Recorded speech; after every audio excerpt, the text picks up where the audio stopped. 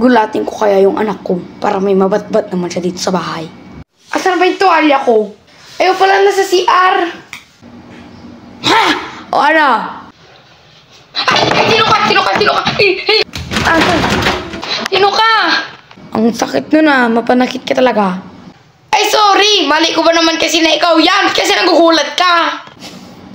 Ang cute mo pala magulat. Gabi-gabi ka na, tapos magugulat ka. Sino ba hindi magugulat sa'yo? Tapos ganyan pa yung mukha mo.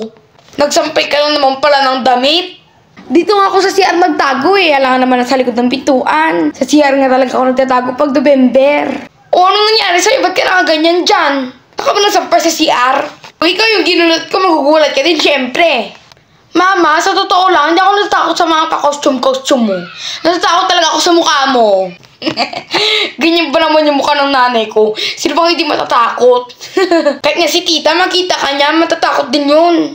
Sabi nga sa akin dati ni Lola, tita, iniis lang daw nila yung ganyan mong mukha. Pero sorry Ba't kasi nagugulat ka nung oras na may muta-muta pa ako? Ang alam ko talaga, nung una pa lang, ikaw na yung multo. Alam mo bakit? Yung buhok mo, mga buhagag na. Mama, sorry sa pagbato batuin mo na ako mamaya. Gulat ko na din yung papa mo dati, pero hindi tumalab na high blood siya. Gulatin ko nga dito mamaya. Parang may pinabalak tong batang to.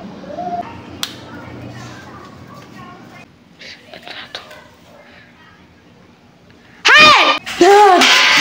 O ano? Sorry na. Nakaka-high blood pala talaga. Tumalab din palang effect sa'yo. Diyos ko, ako lang to. Pagpasensyahan mo na. Para alam mo din kung ano yung pakiramdam na nagugulat.